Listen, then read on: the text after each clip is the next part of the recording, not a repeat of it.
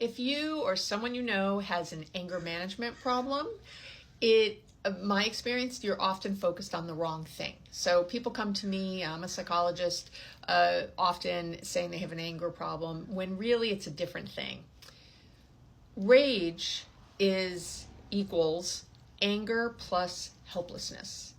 And most people who come to me who say they have an anger problem, or who are complaining about a partner or a friend or someone else who has an anger problem, I try to break it down for them and say, this is actually a helpless problem. And if you're so focused on the anger, that's counting to 10 or whatever they tell you to do for anger, often doesn't work long term, because you're not taking care of the true problem. You're taking care of kind of what the top symptom is. It's a symptom.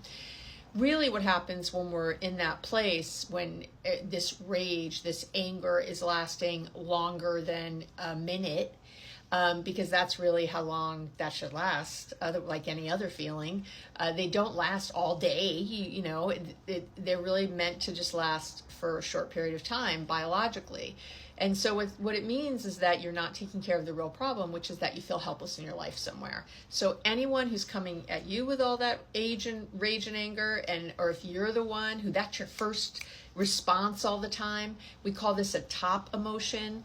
If it's anger, rage, resentment, frustration, if that's your first go-to, or if that's this other person's go-to all the time, that's a deeper issue, because it's what's under those feelings that's the real problem.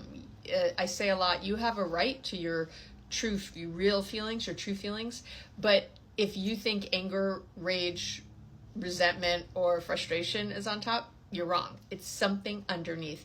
The author Celeste Ng says in one of her books that anger is the bodyguard of fear, and I quote that all the time. If you've followed me for a while, you know I do. It's true. There's something you're afraid of. And again, it's usually that helpless feeling, like you can't affect change.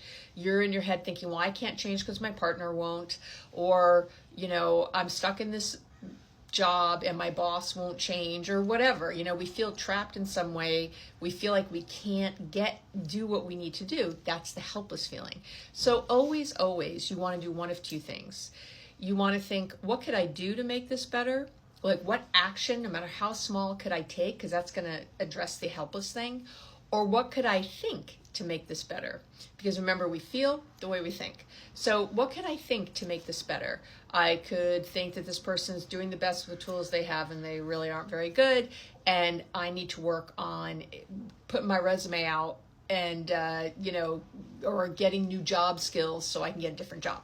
Whatever it is, you want to think of one action you could take, or one thing you could think to change the perspective of the situation. So I'm just here to say, you probably don't have an anger management problem. You probably have a helplessness problem, as does whoever else you're thinking about who seems to have an anger management problem. And you have to address the helplessness. All right, I hope that helps.